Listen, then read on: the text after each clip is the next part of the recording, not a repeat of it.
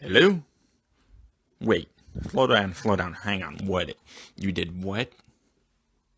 Run that by me again? You let her out? Oh my. You absolute. Alright, where is she? Yes, I kinda need to know that. Alright, fourth quadrant. Send Matt out. You know, Hammond's gonna have your head on a plate. That is, if Muldoon doesn't get a hold of you first. I'd be more worried about Muldoon. Hammond's rather forgiving, typically. No. Well, me and Matt will take care of it. Just send him out. I'll meet him at the location. Yep, we can't let her break into other enclosures. You know this. Yes, I'm aware. Yeah, are you aware of what exactly you did?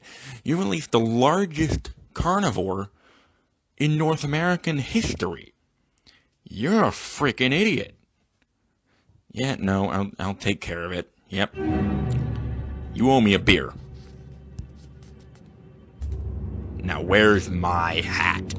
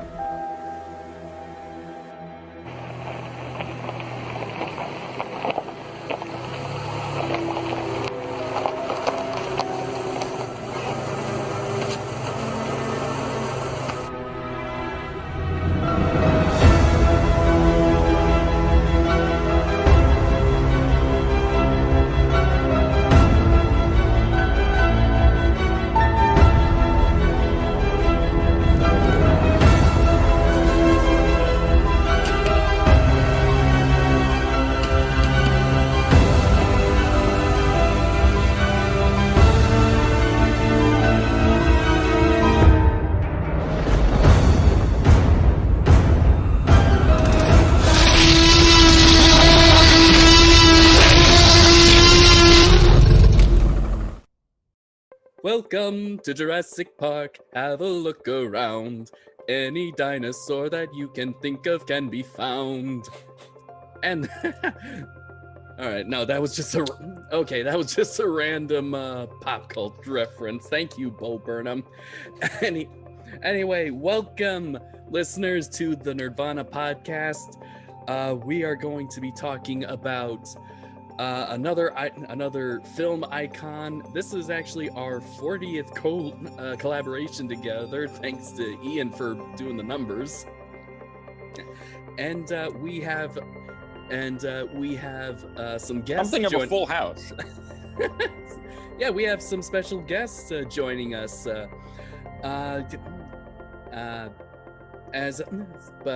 any listeners that have just joined in, let's introduce ourselves. Starting with me, my name is John Murphy, and I'm a digital content producer over at KCAU 9 News. That's by day. By night, I am a independent filmmaker and film enthusiast. All right, Ian.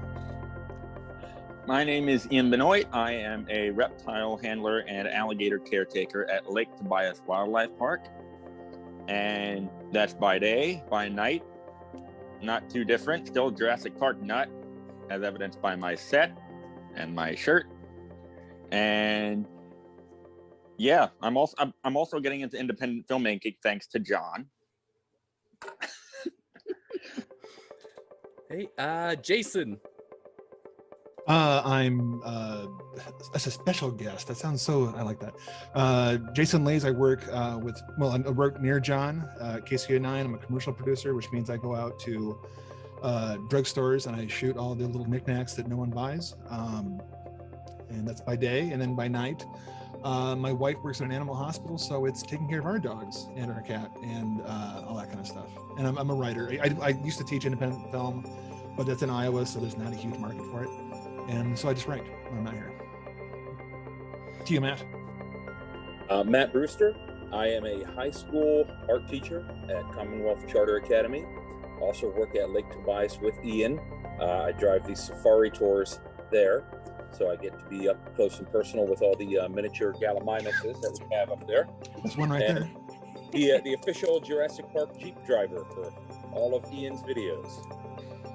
Mm-hmm. Yes, he had. Yes, and Matt actually joined us for the Battle of Big Rock review, and so now we have a face to the voice, and as well as a face to the car that you saw in the intro. That is his actual car. That's my baby. Is that seven days a week your car, or just on special occasions? Just when it's warm enough. Okay. During the winter time, it has a nice place of honor in a canopy. Okay, nice. All right. So Matt, you got another one in the works, don't you? Oh, I do. I have a Ford Explorer, a 91 Ford Explorer out there that is waiting for the paint job. No way! Is it gonna be? It's gonna. I would have the tour vehicle too. Oh. The glass dome, the whole thing. I'm going to probably forego the glass dome because that's an awful lot of work to try to dump that off. Yeah. And it's not even the right, if you want to be technical, it's not even the right model because it's a sport model, but it's still a 91 Explorer. So It's okay. I don't mind that it's a two-door. It's just going to be a little bit smaller than the ones in the movie. But it's, to the untrained eye, nobody will notice the difference. Well, it's not the Sam Neill car. It's not the Goblin. It's the one on the other part of the island. It was the one that was going through. Pick a dinosaur I can't think of the name for. Yeah. That'd be fun. So you guys should see the reaction through the park when he drives the Jeep through. I would love to see that. All right, so we're actually joking before we get into this review that during the tours, while all the tours are running, Matt should drive his Jeep through the field. I would love that. Absolutely love it. Anyway, let's get this review underway, gentlemen. All right. Let's see. Starting the timer now. Here we go. John, and why are you doing the timer? This is going to be a freaking 3-hour review. Oh, it's not. Well, I get paid by the hour for this, so hope you don't mind. So yeah. Okay. All right. So yes, we are talking about the 1993 blockbuster film Jurassic Park, directed by Steven Spielberg, scored by John Williams. And the original novel written by the late Michael Crichton. Mm-hmm. And quite frankly, this is definitely a movie that pretty much started my whole journey. It made me I can think of this as making me want to be a filmmaker, just in all aspects, from execution to the music, and even as I think about it now, just the sounds, not just the dinosaurs, but just even the everyday sounds. Like, that's my desk with a bunch of empty cans that I need to get off, or my cats knock them out. I love, and yes, I was 3 when this movie came out. I was gonna ask how old you were when this came out. Okay, go ahead. 3 in 1993. Now everyone, you can do the math to discover how old I am. It's not that hard. So your whole life has been Jurassic Park. You don't remember not seeing it for the first time, or having never seen it, right? I do remember movies before Jurassic Park. Jurassic Park wasn't the first movie that I saw in theaters, but quite frankly, I didn't see it in theaters. Kind of good. I would have watched the whole movie with my ears covered, and that happened, and it did happen once, actually. Which show? Which movie? Free Willy. That was the first movie I saw in theaters. Oh, okay. But yeah, I absolutely love this movie. I even love its sequels up to 3. Maybe Jurassic World. Everyone who's Ian and anyone who's seen the previous reviews of Jurassic World related movies know I hate Fallen Kingdom. And still do to this day. But anyway, and we're not here to talk about Fallen Kingdom. How long have you worked here, John, at Channel 9? Almost a year. Okay, in a year, I've never seen you mad until right now. the anger you have for Fallen Kingdom, kind of. Oh, if you want to see me angry, I wait until Ian and I do Terminator: Dark Fate. There's only 2 Terminator movies. Just the first 2. Yeah, After that, they don't exist. Those are the first 2. The only 2. I can't stand this. I just can't stand past the first 2. Anyway, I've tried. It's like a bad relationship. It's like I'm abused. It's like I keep going back, and I give him a chance. And maybe Genesis, maybe because it'll be different this time. You said it'd be okay this time, and then it's like no, and I feel terrible about it. Yeah. That is a very good analogy. So can also apply that to Disney. No, that's the sidetrack. I have a friend of mine who worked at Disney for years in the parks, and his stories, minus there's no alligators, is very much full of Karens, and we call them Chads, but it was very much the same kind of entitlement when people would walk in and go, I want to park here, like that's blocking the tram. Well, I want to park here because it's closer, that kind of thing. But yeah, he has better style. Sorry, I'm tired. We could do a 3-hour show on Nerd-Vana just talking about the Karens we've dealt with at work. Matt and I might have the best stories, though. I don't know, a teacher, right? I think you gotta have nightmares about parents. Ian, I think you, Matt, and Jason would pretty much be the only ones that do that 3-hour show, because I may have worked in retail for several years, but I hardly ever came across any Karens in my lifetime. It's all only my coworkers experience them. I served 8 years Toys R Us and 8 years, and I say served at Toys R Us because that's kind of like, you know, my military, and then 8 years at Hy-Vee in retail, and yeah, like wake up in the middle of the night going, okay, I pissed off the boss and I have to go back to work at Walmart. No, I will go kiss ass and not have to go back to retail again. I can't. Anyway, right, so now, Matt, how old were you when the film came out? Sorry. Okay, let me do a little bit of math here. I'm going to show my age a little bit here. It's 17. Okay. So, 17. 17. That's an inside joke for my family. That number. So you saw it in theaters, Matt? I saw it in the theaters the first time around. My dad and I went out to see it, and you know, it was just mind blowing. And that's, you know, it's a cliche to say, but you know, as soon as I saw that movie, it was like, okay, I need to get one of these Jeeps someday.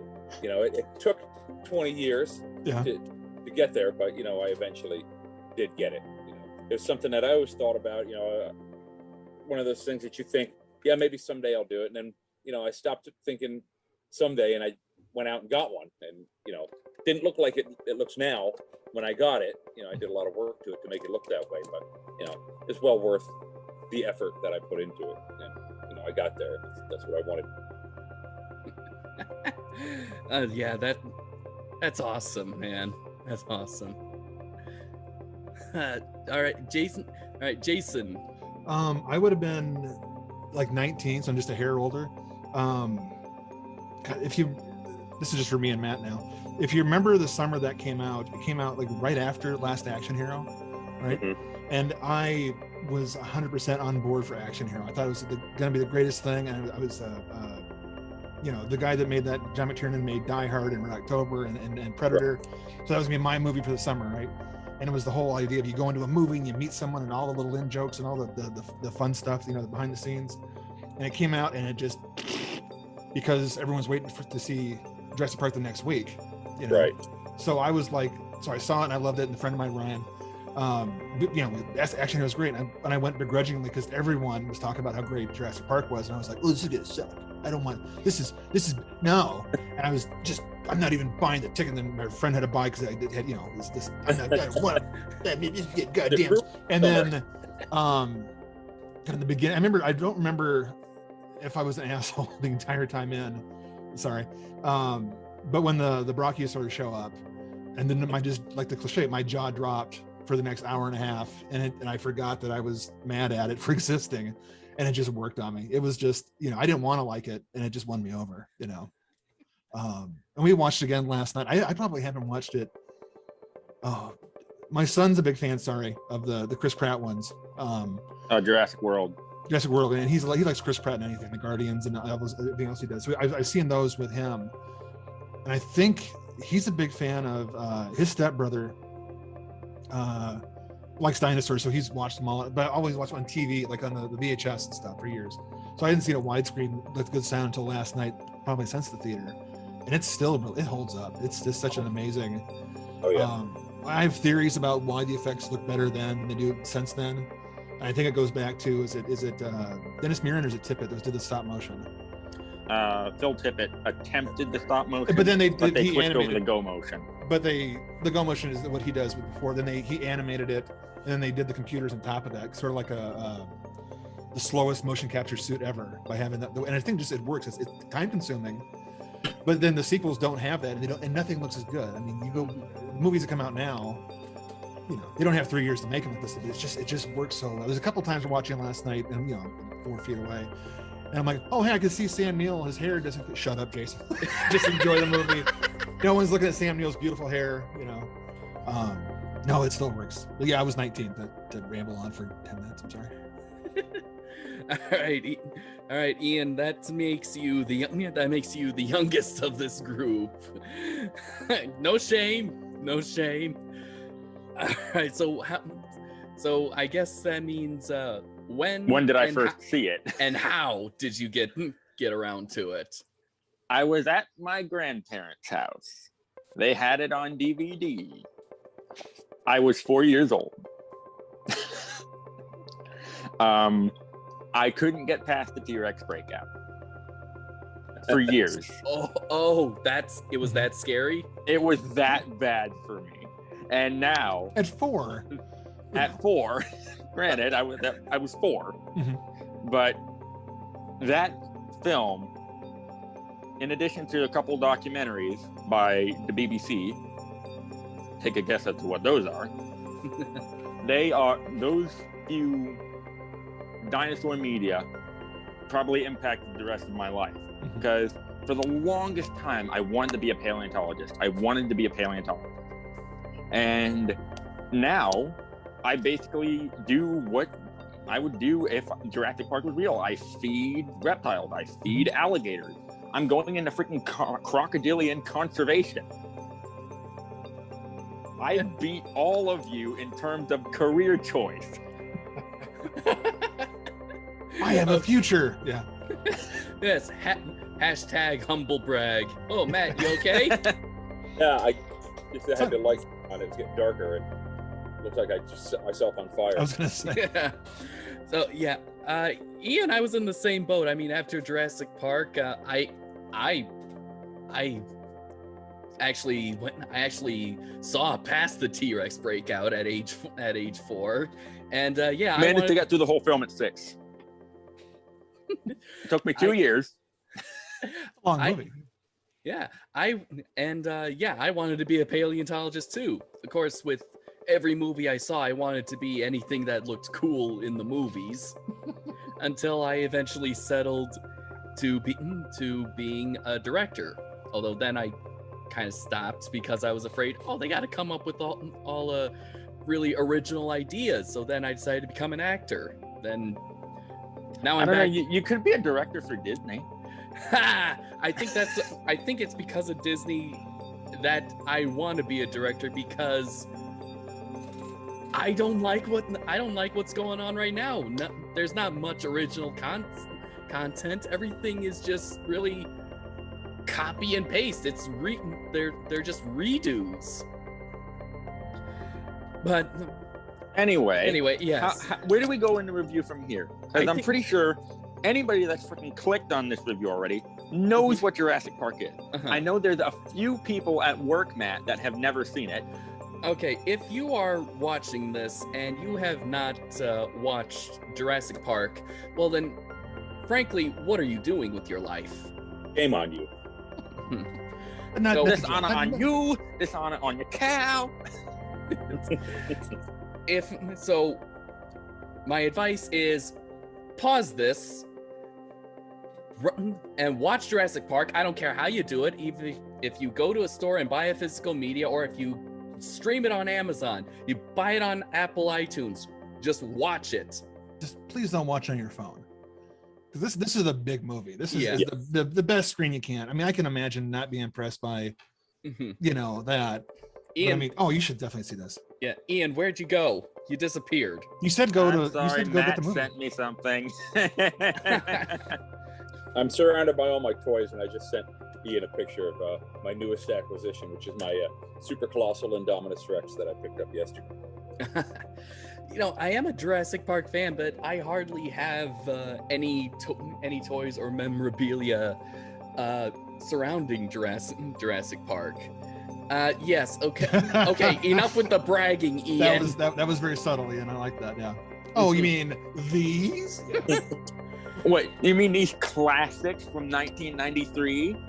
See, no, I got for $15. I was gonna say I sold half of those, and I thought it always bugged me in the 90s, because it was when they had like the huge amount of toys.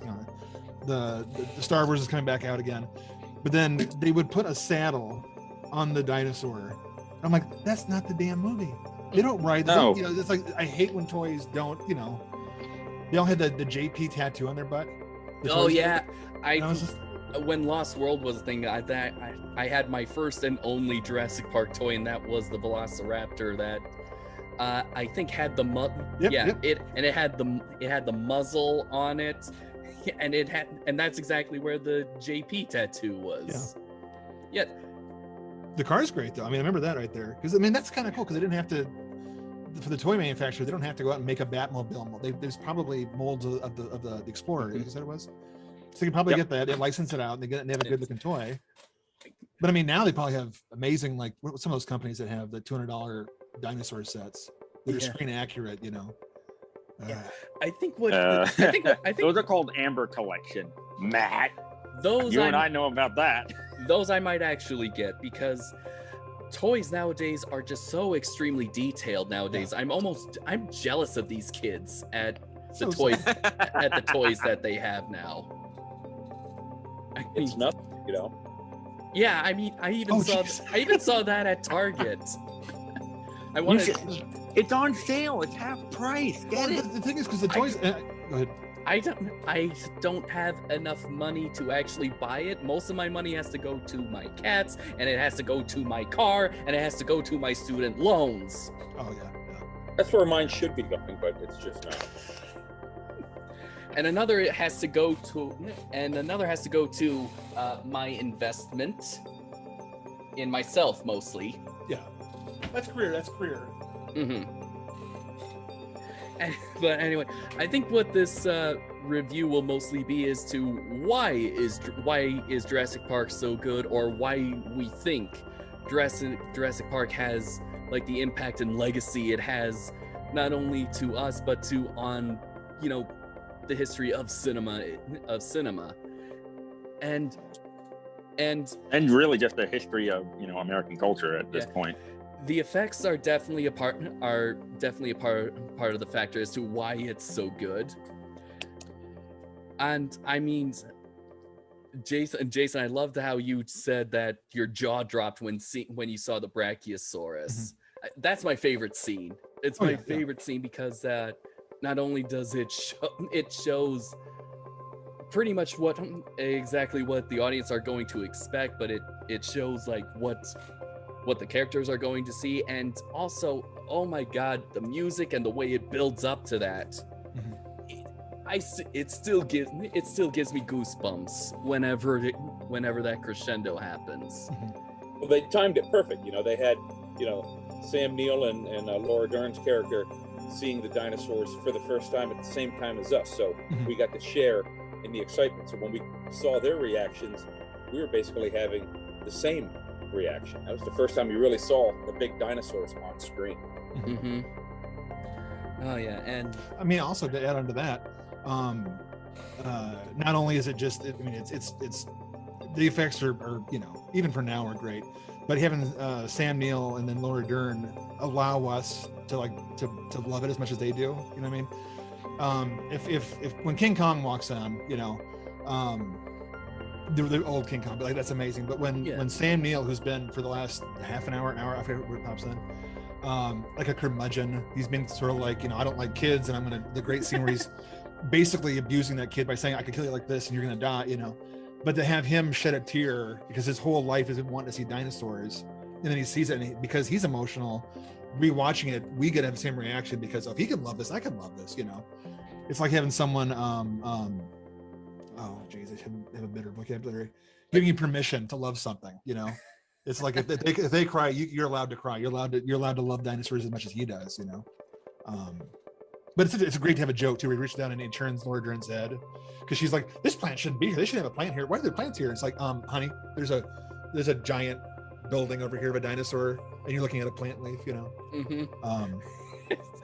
But it's just the scene is so iconic that Warner Brothers decided to parody that for the opening of the Animaniacs reboot, and make Steven Spielberg the Hammond character. Oh, nice. That makes sense. Yeah. It is really so great.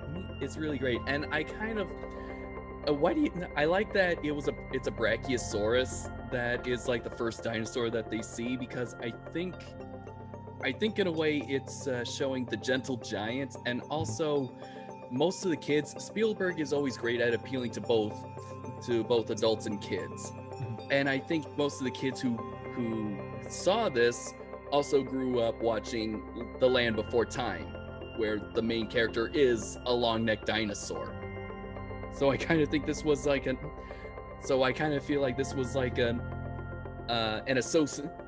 association of that. Was Land Before Time, is that what studio was that? That was his? Is it DreamWorks? That was not DreamWorks wasn't formed until mid 90s. That was Amblin Entertainment. So it was Amblin, so he knew how to stack the deck. Smart man. Yeah, it was actually a combination. It was George Lucas and Spielberg produced it, but it was Don Bluth who directed it. Okay. That was. Can any of you, whenever that part comes up, where it's that wide shot of all the dinosaurs, can you listen to the music and not hear the dinosaur roars? Because it's hard for me. Because when you hear just a score, it's missing. It's like there's something supposed to be. There's an instrument playing. It's supposed to be here, but it's not. Yeah. And I think that's kind of what's amazing. Now the reason, why do we think that the effects work so well? I mean, even after almost 30 years, and they still hold up very well. Why? So can anyone venture a guess as to why that is? How they're used. What's that? It's how they're used. Yeah. But I think even beyond that, I think it was, if you do a painting, right, and you don't know what you don't know what brush you're gonna use and what kind of ink what kind of paint you're gonna have, and you're discovering as you go along. Well, yeah, you're an art teacher, right? But like you're trying to do a piece, then if you try and reproduce that piece, the first one's always better. There's always more to it. There's more detail, because if you're just gonna draw, an eye, and you're gonna, okay, I'm gonna draw the shape of it and the eyelashes and then the reflection that we're gonna do, and you, oh no, that's not right. Go over here, do it again, and you get it where you like it, and then you go to reproduce that. You just do the outline of the eye and the eyelashes. I think the 3 years they spent doing this, I think it gave more brushstrokes. I think it was really, and it's also, it wasn't that much CGI. It's like T2, there's so little CGI in this movie that you just think there is, because we were promised, again, Matt, you remember this, we were promised all computer, it's a whole new thing, it's this new toy called CGI. They bring them to life, then you watch the movie and you believe it, then you realize, oh, it's just the T-Rex, it's just the herd scene, and then like the end, because normally the T-Rex is a mechanical head, and then it's usually a raptor foot, and then it's a guy in a suit, but they just know how to put it all, you know what I mean? It's just perfectly edited. Because there was something physically there. So, exactly. Interacting with it. It wasn't something that they did in post-production where, the kids had to pretend that there was this giant T-Rex head there that they were supposed to be afraid of. That thing was actually there. So, the reactions are real. And I think that helped. Also, on the reaction point, during that break, the T-Rex breakout scene, something went wrong. Matt, you know what I'm talking about? Ian, I think I know what you're talking about, but past history has shown that I have been wrong most of the time. So what is it that you're talking about?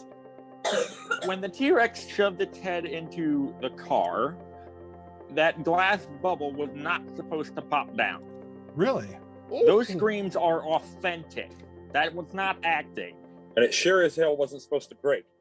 So, really? Wow. Those kids did not expect that. No one expected it, but it was good. Oh, yeah. Yes. That's funny, because we're watching it last night, and we're watching it with the knowledge of having seen it before. And we're like, wouldn't they still be dead if the T-Rex head came through and just because it's glass, it would still press them into pancakes? But then again, stop thinking too much, enjoy the movie. Mm-hmm. That makes sense that it was an accident. They just go, keep it. Yeah. Yeah. One of the shots that actually perfectly sells the blend between animatronic and digital effects is you remember the scene or the part where Lex gets the bright flashlight just before the T-Rex walks over. It bumps Alan and Malcolm's car, and then goes off screen. Camera pans down and then walks towards the front car. That's actually a perfect blend, because I can tell that the head that bumped the car was actually that's the animatronic head, and then when it goes off screen, that's when we get the digital T-Rex. But of course I saw that now, or even 10 years ago during the 20th anniversary release. I'm so old. Yeah, so am I. But if you don't have much knowledge in how stuff works, or even as a kid, it just looks so seamless, and that's again what makes it so amazing. Because our eyes are just not used to the whole digital look, because it's rarely used. Well, one of the tricks in independent film, the term is matched action, and it's like, because when I'm trying to do it on the camera over here, when the head hits, and I don't know, it's the same we're talking about, and then the dummy head, the animatronic head bounces off, and then there's like a sweep to it, and then it comes back in, the digital one, because the motion's fluid, that your eye, when you match action, like even on a cut, you can have like a cut and have it be a continuity error and the glasses in there. If the eye recognizes that motion in the cuts, you'll think it's the same thing. Mm-hmm. You can have you can hide so much in a cut if the action's right. The people's hair can change color, right? But because the motion's the same, because our eyes kind of like the T-Rex, not to make a joke here, because they go by motion. They say that we're designed to to line up motion as being a predator or a threat. We see faces because we get endorphin release. We recognize a face. That's why the fake faces, the uncanny valley, doesn't quite register right. We don't think it's real. But you can hide so much if it's a smooth motion like that. I know when the Raptors are jumping through later on, it goes from the foot models, the guys in suits, the digital one. You can't tell which one's which because it's the figure eight. It's just smooth like that. Yeah, it is so amazing. One thing, the T-Rex scene is actually all of the movie is. I said how it also makes me appreciate just like the simple sound effects, and it's not just the dinosaur roars, which it's just amazing how they created that. But it's also just like regular sounds that we make, like the flick of a lighter or just the opening of a door. Sound design is actually is actually a pretty fun part of editing. I really had a lot of fun trying to design sound for some of my projects recently, and that is because much like a digital effect, or even painting, it's an art form, and if we can, film is the one where where it's not just, you can't just fool the eyes of the audience, you also have to fool their ears. So if the audience is engaging all of their senses, then you've pretty much just made an effective movie. And my favorite sounds are when Nedry steals the embryos, especially during the music, like with the closing and opening of the cold storage, or the sliding glass door, and even the little click and of the storage, the shaving cream storage can. I need to get one of those. I think you can find them on Etsy. Ooh. Yeah. Now, okay, those of you who watched it on VHS, I had totally forgot that he takes the shaving cream and they say you can get through customs by spraying it. And he takes it in his hand and he goes, he puts in the guy's pie next to him. You guys remember that? Yes. Okay. I do. Did I forget that, or is the VHS cropped out and you don't see that? I'm trying. I mean, I don't have it. I haven't seen.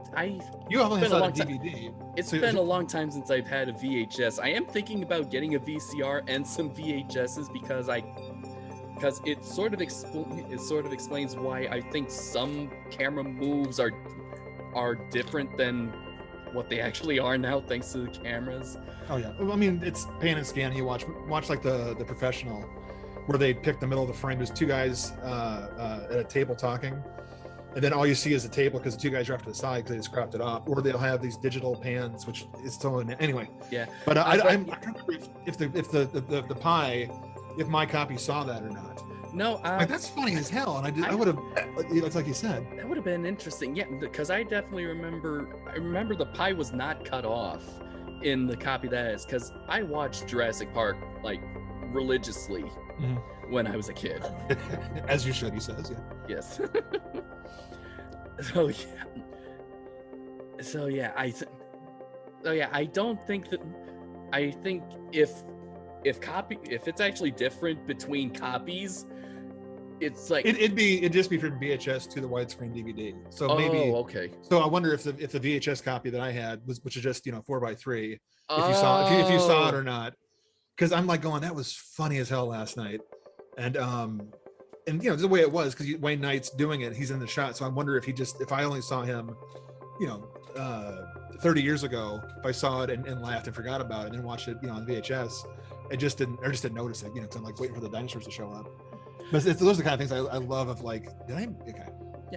I just want to see the guy sit down and eat that pie. Oh yeah, when they're walking away, you want to have a guy in the background going, "What the?" Yeah. It's what kind of service is this? Who serves shaving cream on pie? Oh, Welcome to Costa Rica. Yeah. Oh, this is so getting 1-star review on Yelp. John, they didn't have Yelp. No, but that's what would happen now. I know. The guy that ate the cream, he invented Yelp just because he was so mad about that. But watching this one again as one film, and I get that Crichton wrote Lost World, and I don't want to talk about the sequels because We'll life's too get there. short. We'll get there. But I'm watching him going. It still makes you go, why did they build another Jurassic Park? If everyone died in the first movie, right? Why do they go back and do another one? It's just I know you have to suspension of disbelief, but I'm like, it was so good when John Hammond goes, yeah, as do I, or what he's about the. Yeah. I can't endorse your park, and neither can I after the line. But it's just Edinburgh's so good.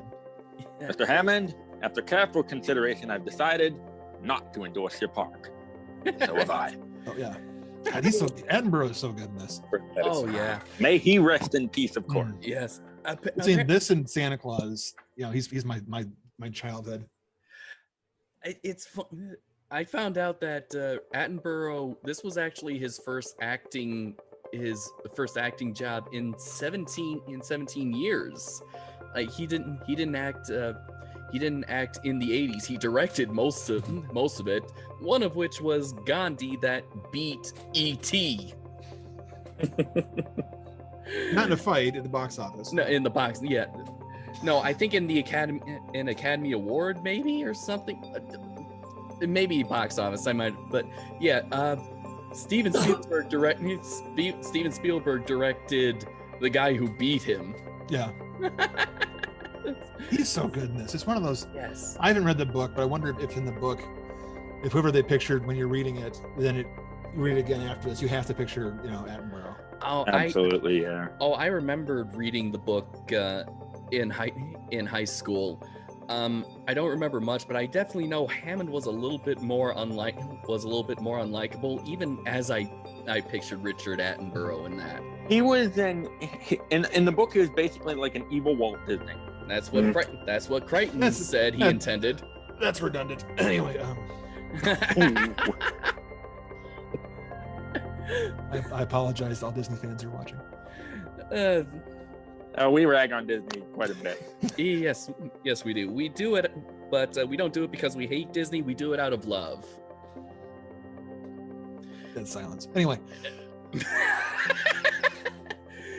But yeah. Well, but Spielberg does that. If you ever read Jaws, all the characters in Jaws are just asshats, And then the movie Jaws, obviously everyone's, and I love the movie. The book is not the movie. But I mean, he makes the people that are kind of despicable or flawed into like these, you love them. Flawed. I mean, he still does that, but I mean, Edinburgh.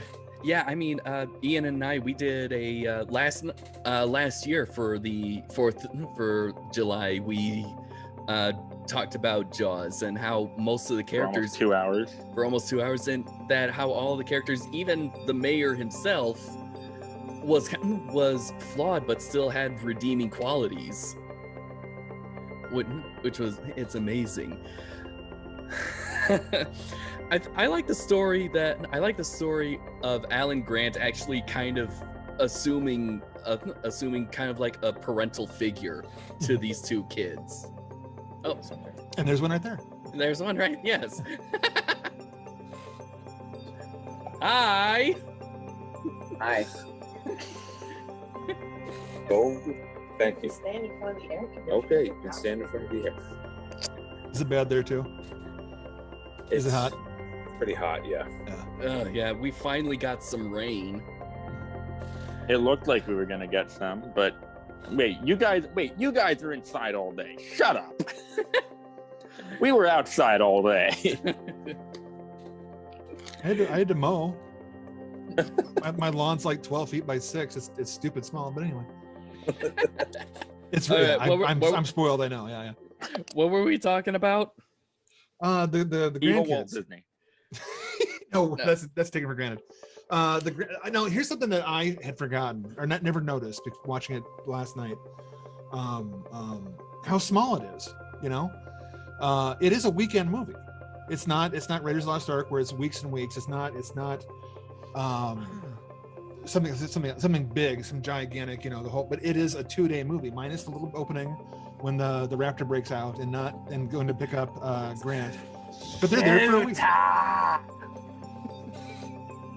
Sorry. Wow, John. Someone was going to do it. Actually, you know what? I wished I had brushed my teeth after dinner before doing that. We all do. Yeah. But it's small. It's small. It is. If you literally break it down, it is a weekend trip. Grandkids are visiting, and you could think hunky dory. It literally could be any park. It could be, hey, we're gonna come open up a theater. I own this. My grandkids will look at it. I want you to come in and be it could be anything, right? And then it doesn't have to be dinosaurs. It could be Westworld. It could be anything that kind of goes awry, right? It could be a summer camp. It could be the slasher shows up and kills out everybody, you know. But it's like such a simple little thing, and it's just you care about the characters. You have a cast of what, 10 people? I mean, really? Max. Yeah, and it's so you get to know everybody, and it's not a body count movie. Everyone's not going through, minus the lawyer, which is still bloody as hell for the time. I just love it when he grabs them. And I remember watching as a kid, 19, and he grabs him on the toilet, which is like, why the toilet? I mean, I know he has pants on, but he has shorts on, but still, it has to be. But then he just does that, grabs them, which we've seen before, ever since like the Beast from 20,000 Fathoms. They grab the guy and they pull back and they kind of swallow. It's happened. But this one, he grabs it and then he like just breaks him in half and then keeps chewing. And I'm like, damn. Just grabs them and shakes them. But like he breaks them him, like he's got to like snap him in half, right? Yeah. And go ahead. I'm sorry. We don't really see a T-Rex break someone in half until the Lost World. So I guess the Lost World is kind of a little bit of a callback to that. Yeah. The Lost World, I remember, again, age thing, when he ate the dog, everyone was like just mad. It was on like EW and the letters page, and I'm going, that's not to be cruel. I'm saying it's the best part, not like I enjoy dogs eaten by dinosaurs. It's never gonna happen, but it's realistic.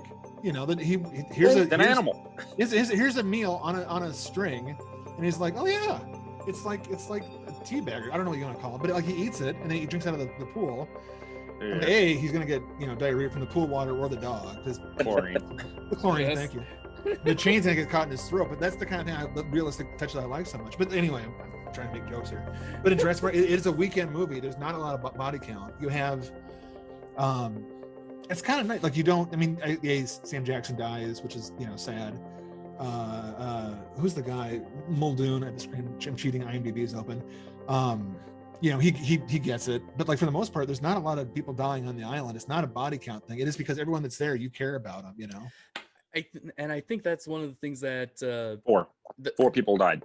Yeah, I think that's one of the things that was Spielberg's intention, is that he didn't want to make like a basic monster movie. I mean, he would have grown up, and I'm pretty sure he grew up during the time when monster movies were they were all the rage. Ian, remember when we talked about Godzilla 98? Is that What's that? Yeah, he refused to watch that. He refused to watch that movie because he didn't want that to ruin the memories of the American version that he grew up with. But the buddy of mine I saw Jurassic Park with, he insists that Godzilla 98, the Matthew Broderick one, tanked because one of the trailers for that showed the T-Rex skeleton right in a museum gets stepped on by Godzilla, and then they go size matters, and then Ryan goes, well, no one's gonna watch that now because it's just crapping on Jurassic Park. Show some respect. And I'm like, you're kind of right, Yeah. Well, John and I did say it's basically a B-movie mockbuster of Jurassic Park. It pretty much is. Jurassic Park and Lost World. Well, good. And that's why John, what did people say about the ending of Lost World, the Godzilla fan? Oh, That the was Godzilla that the Japanese who were running away were saying that I left Japan because of this.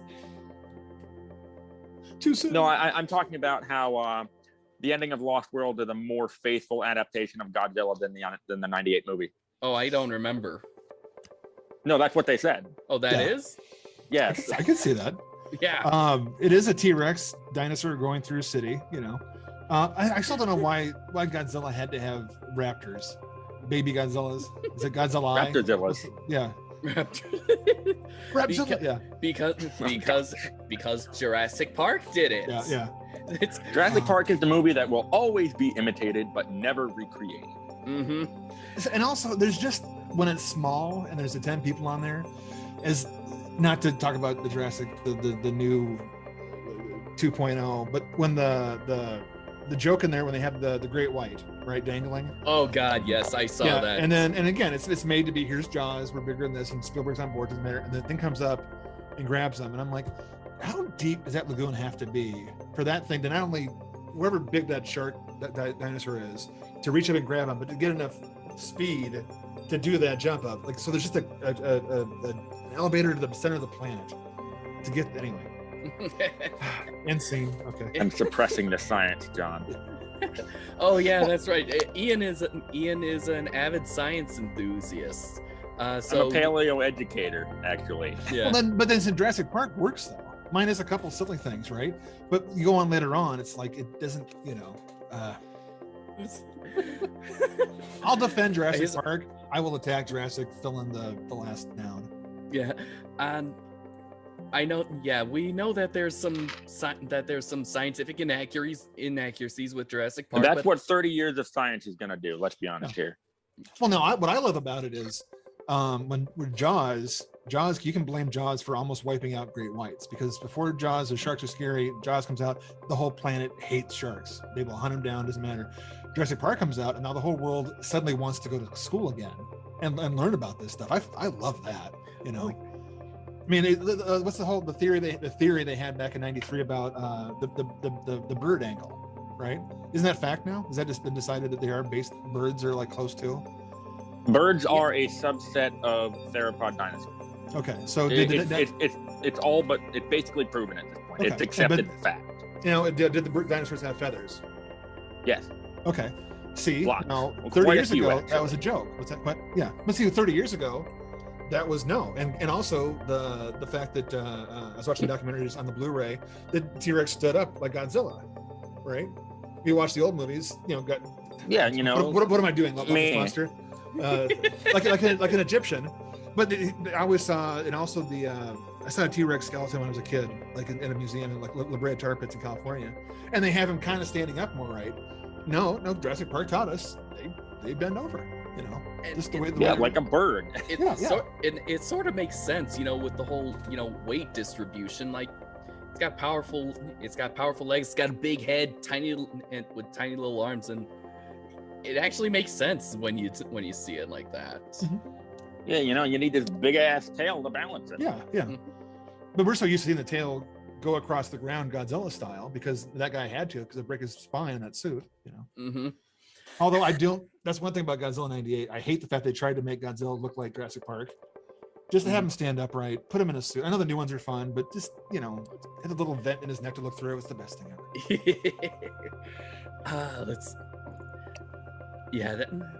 That's amazing. See, I have toys too, man. Okay, that's it. Top that one. Hey, I got a couple Godzilla toys. Yeah, but mine's cheaper, and I open it up. No. Hey, I opened up mine. I opened up mine too. Yeah, I love Toys R Godzilla. Us 8 years. I do not keep things in boxes. I don't know what it is. You know, Toy Story 2. Okay. Shall I continue, gentlemen? That's with the toys. No, with the review. Yes. We'll talk about toys another time. Matt, we barely heard it. Okay. All right, Matt, we're fine over here. What does Leatherface have to do with Jurassic Park? Leathery dinosaurs? They're all Leathery skin? They're carnivores. Anyway, Matt, get this review back under control if you can. I can try. Good luck. What's he got? I no idea. Go ahead, go. What are you looking for, Ian? Oh. I think we're looking for anything. No, but I mean, Just go, Matt. Just Jurassic go. Park, it being so contained, it gave you a chance to love those people. I mean, seriously, oh God. Last night watching it again, now I'm 47, and I'm not looking at it to be I want dinosaur action, all this kind of stuff. I know what's going to happen. But I love the fact that Laura Dern's character wanted kids and was funny about it. I love the fact that, Ian, Jeff Goldblum, he's hitting on Laura Dern the whole time until he goes, "Hey, are you with her?" And he's like, "Yeah." And then he stops. I never noticed until last night. As soon as he mentioned that he was together, he stops being the future ex-Mrs. Dr. Malcolm. I love those little things. And at the end, and again, I always knew before that at the end, they're in the helicopter, he's holding the two kids, which used to be kind of creepy. But now I'm watching and I'm going, this is beautiful. Mm-hmm. This is the story. Is the fact that he's realized is more important, that he can love these kids, or any kid for that matter. Mm-hmm. The non-asshole kids. You find out that they don't anyway. That kid was a dick. That's right. That's kind of a little trick, because you still feel like they're supposed to be together. They're supposed to have the kids, and they tease you with that in Jurassic Park 3. There's Alan Grant playing with the kid outside, and then here comes Ellie, and you're meant to think, oh look, they are together, and then you find, oh wait, no, they're not together. So, it would have been nice if Froyo! Oh God, yeah. That's the one thing I don't like about Jurassic Park 3. The one thing? Okay, the one main thing. The one main thing. There's a few other things that are wrong with Jurassic Park 3. A few? Okay, let's not get into semantics right now, Ian. We'll tackle the third movie, dude. That's an all hands on deck thing. All right. I like the choice of costumes for the characters. Especially with it's pretty. They are color coded. Like you can kind of see that.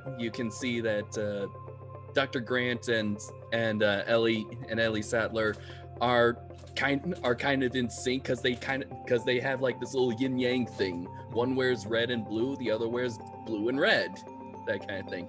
It's Hammond and Malcolm that are pretty cool because they sort of reflect their opposites.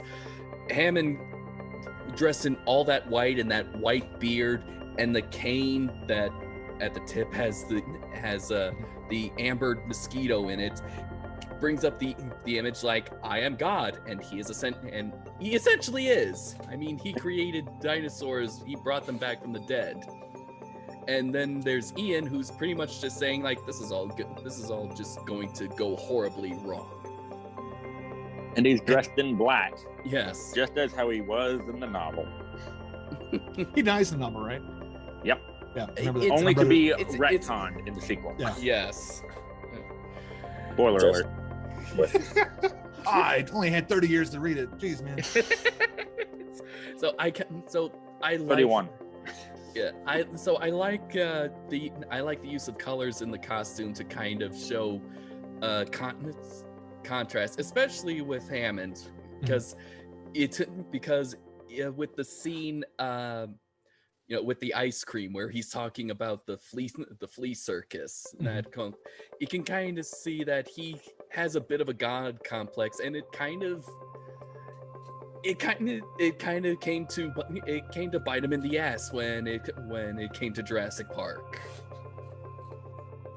And that's kind of what's amazing, and I love the fact that it was in the novel, or Matt can answer this one as well, since we're pretty much overshadowing Matt. In the novel, overshadowing the guy with the freaking Jeep. Yes. He doesn't need to prove himself. He knows he's the top shit here. So that's okay. Mr. Toy Dinosaur, he's got a Jeep. Yeah. Back off, man. Yeah. Got a bit of an advantage, just a slight one. Okay. As in the novel, does Hammond have a cane where the top is the Mosquito in Amber. I can't remember if they specifically mention that in the book. Do you, Ian? Because I can't No, say I haven't. they No. might have been something that they came up with just as an It might added just be something for the film. Well, I think that was a pretty good decision to do that because I think it definitely shows. Well, Jurassic Park pretty much started from a mosquito, of a little insect that we pretty much take for granted, and we just want to smack. We just want to smack, and Hammond pretty much keeps it close to him because this whole thing wouldn't have existed if it wasn't for that pest. I remember thinking that the sequel, which I mean, when we walked out, you know, if there's gonna be more, they're all on the island, whatever, because he had the cane still, that he was gonna be, they can make more dinosaurs, like because he has the cane that has the one mosquito, they can go in there, they can keep doing it again, and the sequel goes, oh, there's a whole other island. We've got more dinosaurs. Those are the ones we show off, you know. I thought that was kind of a, oh no, of course you have more than just one. Yeah. God, that cane just reminded me another reason why I hate Fallen Kingdom. It's because of his partner, who he never mentioned in the two movies, who has a very similar cane to him. Anyway. Yeah, seen him angry twice now. Yes. Yeah. Woo. Okay. Oh, I just came across something interesting from IMDb.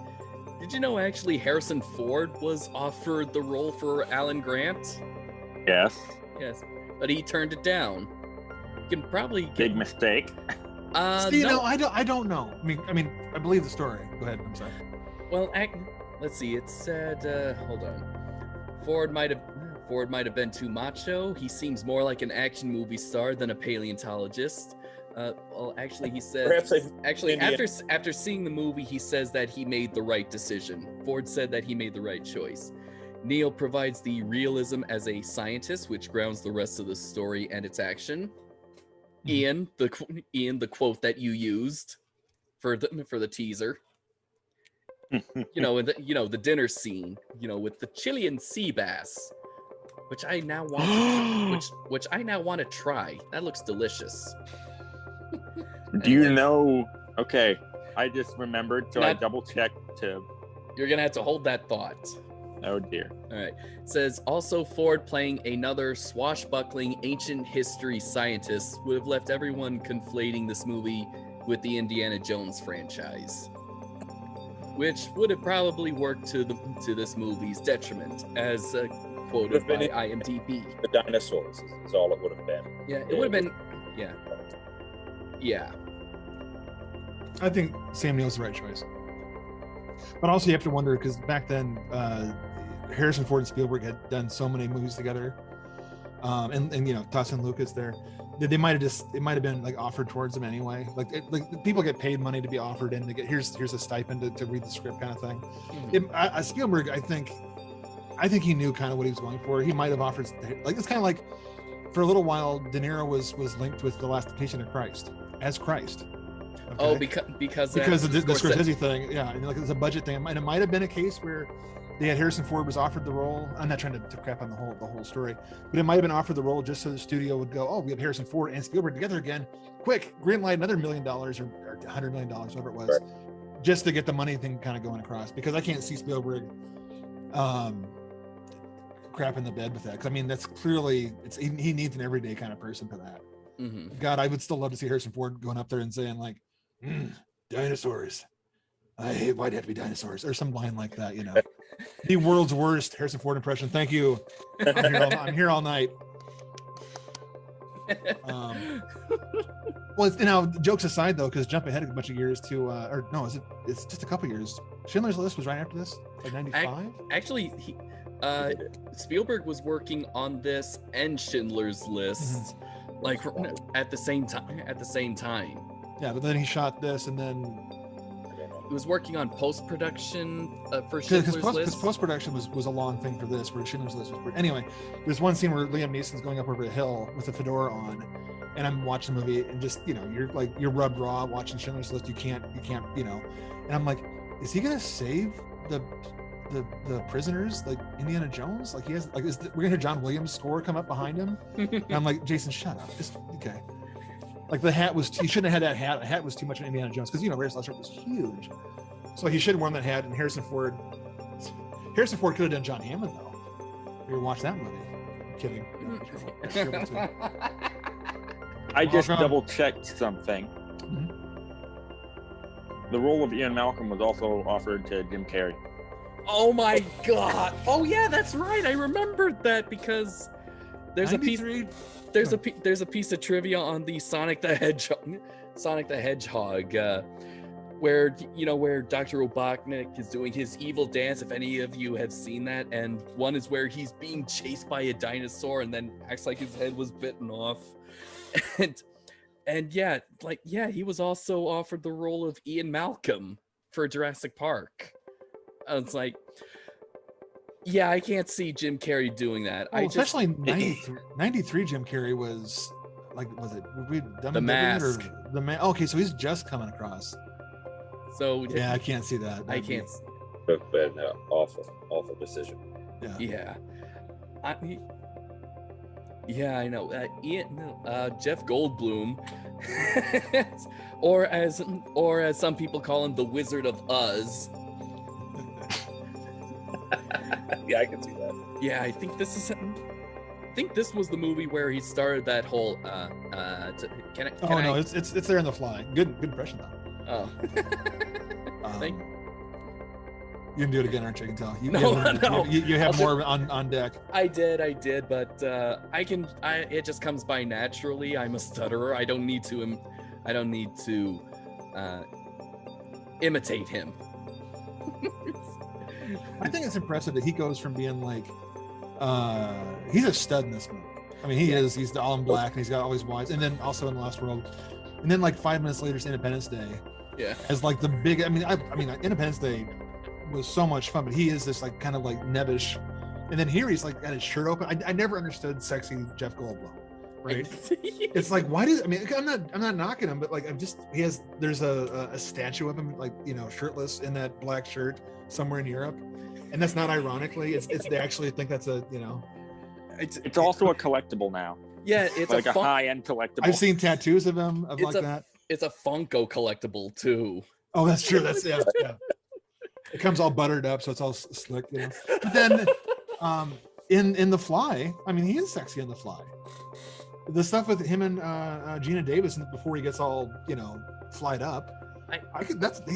They're playing him as being like a reason that she's attracted to him and stuff. But now he's 4'3" and he's selling real estate. I don't even know what he's doing. He was 43 in that. He was 43 in that movie, and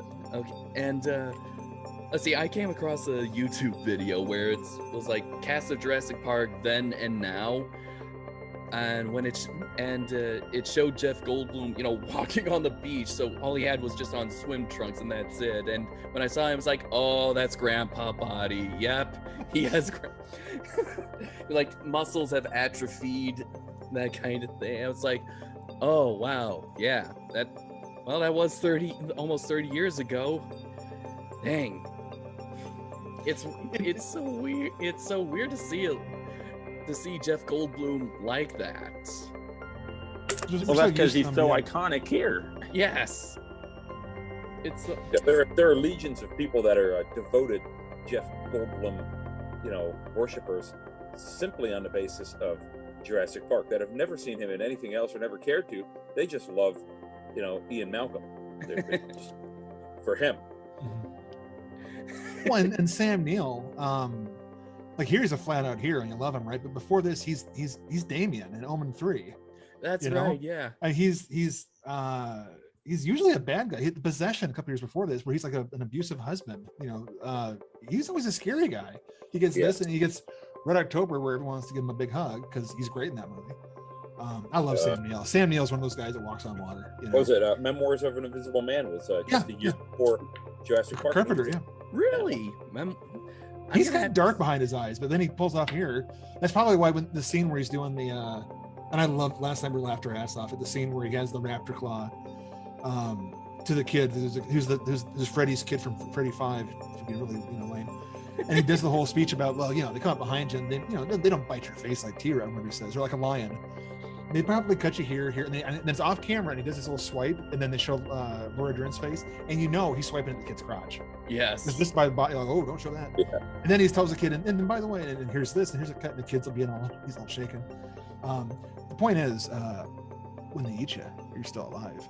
And I'm like, that mean son of a bitch. And it's a movie, but in real life, that kid's mom's over there going, can we get our money back? Because our kids, I can see him peeing himself over here.